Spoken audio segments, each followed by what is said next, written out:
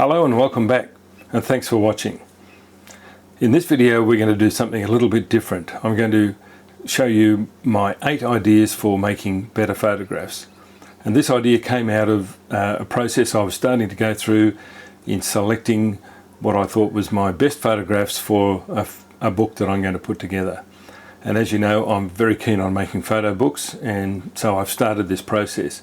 And during that time, I've gone through and looked at the photographs, and I've realised that there are a number of ideas or themes in my photographs that I think may be of interest. And it's also a bit of a shameless excuse for me showing off some of my favourite photographs, but hopefully this will give you some ideas for making better images down the track. So enough of looking at me, let's look at some photographs and dive in. Yeah, fortunately, my wife and I have been able to travel to all 7 continents over the years and made photographs in all of those places, plus travel to some of the most remote and out-of-the-way places that interested us. So what I've put together is what I call my 8 ideas for good composition, or even just 8 ideas for producing better photographs. And these photographs or these ideas are looking at ideas for portraits, use of leading lines, backgrounds, framing of your photographs, pose and or gesture with your photographs, innovating and doing something different, what I call less is more, and breaking through those what we call nonsense rules that a lot of people who have been members of camera clubs will have come across. And in this part 1, I'll go through the first 4 of those ideas, and in part 2, which will be a separate video, we'll cover the second 4. So in part 1, we'll cover portraits, leading lines, backgrounds, and framing. So the first thing we're going to take a look at is making portraits. And one of the things that you do when you travel to different places, or that interests us, is meeting people and understanding different cultures and languages and the way people live. And making a portrait of some of these people is a really important aspect of traveling. And what I'm going to do is tell you briefly about the story behind these photographs. And one of the essential things with making portraits of people is engagement. Some people like to do candid portraits of people, but I really think that the best way to make a portrait is to get the engagement of the person or animal that you're photographing, and I consider portraits of animals as equally important as portraits of people. So to this first one, we were in a remote part of Tibet, travelling to the little village where Tenzing Norgay lived, who, of course, as you would know, Tenzing Norgay and Edmund Hillary were the first to reach the summit of Everest in 1953. And we were travelling with our good friend Tashi Tenzing, who's Tenzing Norgay's grandson, and we were going to this remote village where the family lived. And we stopped somewhere along the way to have lunch at a little spot off the road, and there were some farmers nearby harvesting some barley you can see in the background. And this little girl wandered over to take a look at us, and was quite unashamed at her interest, and she probably hadn't seen too many Westerners before. And so we made some photographs of her and gave her some food, and she was just quite self-assured and relaxed. And this little photograph here, I think, just depicts the self-confidence and interest of a young person, and getting down at the level of the person and making a portrait that not only shows some engagement with the sitter or the subject of the portrait, but also the environment. So that's a really interesting photograph. And this one is a similar idea. This is actually taken a scan from a slide taken way back in 2001 on a trip to South America, Peru, Bolivia, and Argentina. And around Cusco in Peru, everywhere you go, there are children wanting to pose for photographs for money, and they charge you the equivalent, well, back then it was about equivalent of about 30 cents Australian, which is almost nothing. But the kids would carry these little animals around and dressed in traditional dress, and they were pretty relentless in tracking you down. But this little fellow was carrying this baby lamb, and was just really keen to be photographed. So getting down at their level, again, putting some context in the image, but also getting that engagement with the sitter is very important. Moving on again, another photograph taken on that trip to Bolivia. This is on Lake Titicaca, and we stopped at a small village. And what I liked about these kids, again, they're trying to sell you their trinkets and handmade things, and this little girl, second from the left, has dropped half of hers. But what I liked about this is the different expressions on the kids. They were varying from happy to not so sure to a little bit worried, and the little fellow on the right-hand side is completely bamboozled by the whole process. But of course, we took a photograph of these kids, and again, this was back from slide days, so we couldn't show them the photograph on the back of the camera. But we did, of course, buy a few of their little gifts, because that's important in helping them to survive. And it's a remarkable place. It is such a harsh environment. It's about, 3,000 odd metres above sea level, and it's a very harsh environment. But I just love the expressions on these kids. And this photograph is one of my all-time favourite portraits of this female gorilla. It wasn't taken in Africa. It was in fact taken at Taronga Zoo in Sydney, and we were there to make some photographs, and there was a lot of activity going on. The big male silverback was pouncing around, making himself look important. There was a bunch of young ones carrying on, and this female just wanted a bit of quiet time, so she took herself aside, sat in a corner, and just relaxed. And I managed to get this photograph, and I feel like she made eye contact with me. I was using a 600mm lens, handheld, and I just got this expression of quiet contemplation that I think really speaks volumes. And I have this photograph on my wall at home, and I see it every day, and I still enjoy it. And a similar one, this was taken, I think, in Singapore Zoo, of this chimp. And again, he was just sitting there in quiet contemplation, wondering about the mysteries of the world or whatever. But I just like the simple image and the sense of engagement you get with the animal. And as I said, photographs of animals, I think, are equally strong portraits, just the same as photographing people. And this is a pair of elephant seals in South Georgia, in the far South Atlantic. An incredible place for wildlife, and we were fortunate to visit there twice. And of course, you've got this dominant male elephant seal with the large nose that really thinks he's the boss of everything, and he really bullies all the females into submission. And these were just lying here after the mating season. You can see their fur is molting, and so it's quite an uncomfortable time. And these two were really not that happy about the whole situation, but I just like the relationship between the two animals. And a similar idea here, this is a walrus taken up in the area around Svalbard in the far North Atlantic. And we went on shore to have a look at a small group of walrus who are up on the land, and they're normally very, very timid. And if they see people around, they will immediately go back in the water and keep away. But we observed these walrus for a while, and then we wandered back down the beach. But 2 or 3 of the walrus got interested in us and followed us down the beach, and just got within a few metres of us, and were just quite calm and relaxed and lying there. And I just felt that this walrus was just not frightened of us, and just wanted to see what was going on. And I made this portrait, and you can see that he's sort of half asleep. And I just think that this is, again, a lovely portrait of the animal. And so my second idea for making better images is the use of leading lines. Now, this is a popular topic amongst photographers, of course, and here's a couple of takes of mine on using leading lines. This photograph was taken up in the northern part of Iceland. It was the place where the last woman to be executed in Iceland was buried. If you've ever read the book Burial Rites by Hannah Kent, it tells the story of this tragic event, and the whole place is a very remote, isolated and bleak location. The weather, as you can see, was pretty ordinary. I do have a colour version of this, but I felt that the black and white version really told the story even better.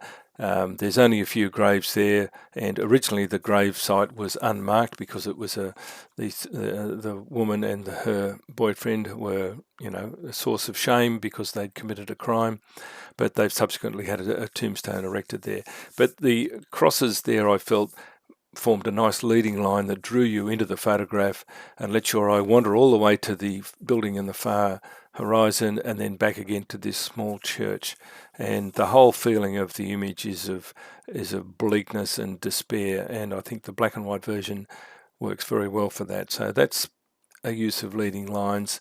And again, also in Iceland at the famous Performing Arts Centre in Reykjavik, I've used here a fisheye lens, and I managed to get right up against the glass balustrade on the right hand side, and using that to form a reflection there, I've got this image that leads you and directs you through the image. This is the most remarkable building. If you ever get an opportunity to go to Reykjavik or Iceland, I highly recommend you go there.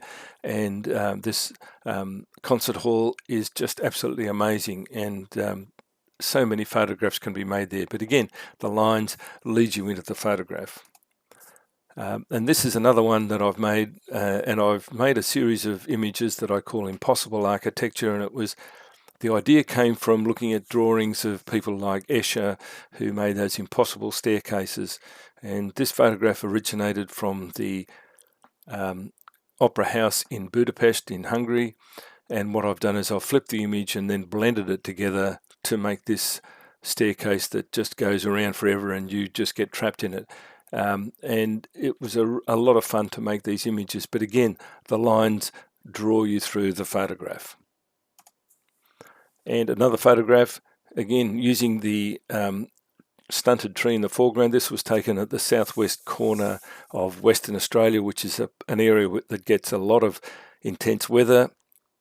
And this poor old stunted tree has grown in a U shape, and is still barely hanging on to life. And you can see that the whole of the area has been battered by the elements. But even with that U shape, it draws you into the image and takes you on a little journey up to those rocks in the top of the image.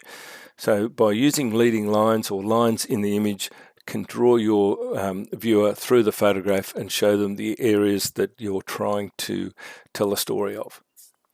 And another photograph, this time from Greenland, and this is the most remarkable place. It's difficult to get to, but it is a most remarkable place.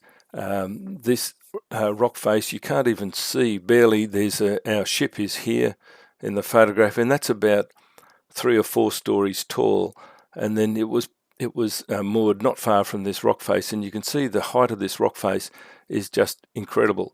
And that whole face of the rocks has been scoured by glaciers over millennia. And we were out in the Zodiacs cruising around, and I just felt that all these bits of broken ice just drew your eye back to the ship and to these mountains behind. And everything in Greenland is on a massive scale. It's like 2 or 3 times the size of anything you're used to. And so again, the use of the lines draws you into the photograph. And this is again as another one of my favourite photographs. It was taken at Gold Harbour in South Georgia, and it's in fact 9 images stitched together as a panorama, and it forms my desktop on my computer. I look at this every day and I still enjoy this. Unfortunately now, because of the influx of bird flu across the world, you can't get this close to a penguin colony anymore, because bird flu has really decimated these areas. But even though the birds are spaced out at seemingly random intervals, there does seem to be a bit of a line that forms, leading you all the way up the beach. And I believe there is something like 40,000 pairs of king penguins here breeding and raising chicks. And another one taken from an earlier trip to Antarctica. We're cruising around amongst icebergs in a place called Iceberg Alley, which is at the end of the Lemaire Channel on the Antarctic Peninsula. And this iceberg had a large split through the middle of it, and we just cruised across, and I just saw that line coming through that just draws you into the image. And again, the lines draw you through the photograph. And this is a more recent one from our trip to the Karijini National Park in northern Western Australia, an area super rich in iron ore minerals, and that is the colour of the rocks. They are incredibly rich in colour and layered up like this. And again, I was standing in the middle of a stream with a tripod, trying to balance against very uneven surfaces, but just the lines lead you through the photograph. And this is another photograph from the Carragini area. You can see the strata in these deep gorges that are full of life, and this was photographed just on sunset, so you've just got the colour illuminating, but you can see here the way those strata and the lines lead you through and follow up through this gorge. And so my third idea for making better photographs is controlling the background. Many times you have a beautiful subject, you have a great idea, but the background is messy. And so controlling the background to eliminate distractions, but also to show some context in the photograph is really important. This photograph was taken at a place called Pryan Island, just off the coast of South Georgia in the far South Atlantic, and it's one of the very few nesting places for the wandering albatross, which is the largest bird still living on Earth. And we came across some birds nesting, and sitting and watching for a while, we were able to see the parent get up and try and move the chick around. The chick was begging for food, but if I just photographed the initial photograph, it wouldn't have been as interesting. But waiting for that little bit of activity, and again isolating the background, gives you an idea of context and also what's going on. And also this one, which was taken on the Falkland Islands, these are rockhopper penguins, and you soon learn why the penguins in their rookeries are spaced out a certain distance apart, and that's pecking distance apart, because these little birds are very feisty, very territorial, and so anyone that encroaches on their personal space gets short shift. There'd be a bit of pecking and a bit of carrying on. And I managed to get this photograph of these two having a little bit of an argument about whose space it was. But again, because I was using a longer lens and focused on the birds, the background is not distracting, but it does show a little bit of context. And going back to Western Australia, in that area where we saw the photograph earlier, controlling the background and this is probably also a photograph that demonstrates the idea of using lines to lead you through the photograph.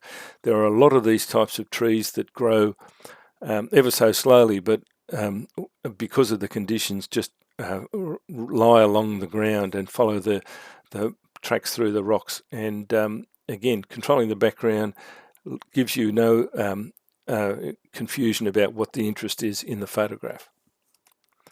And this photograph taken up in the high Arctic, north of Svalbard. We were on a ship travelling up into the ice, and we were fortunate enough to come across some polar bears, one of which had killed a seal and was eating it. The one on the right, you can see here, has a bit of blood on his face, and another bear came up and wanted to take the food away from him.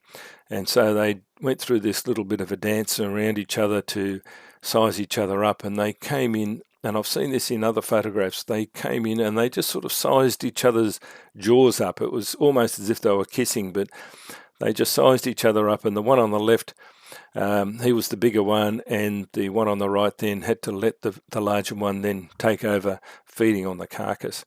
But again, we were a little bit higher up on the ship, and so we were looking down on the ice, and the background is quite simple, but it does give context. And managing to get that moment where the bears, it was literally only a second or two where they came together like this, but being able to get that photograph with the background under control is very important. And so my fourth idea about making great photographs or improving composition is the use of framing and using tools to frame around your photograph.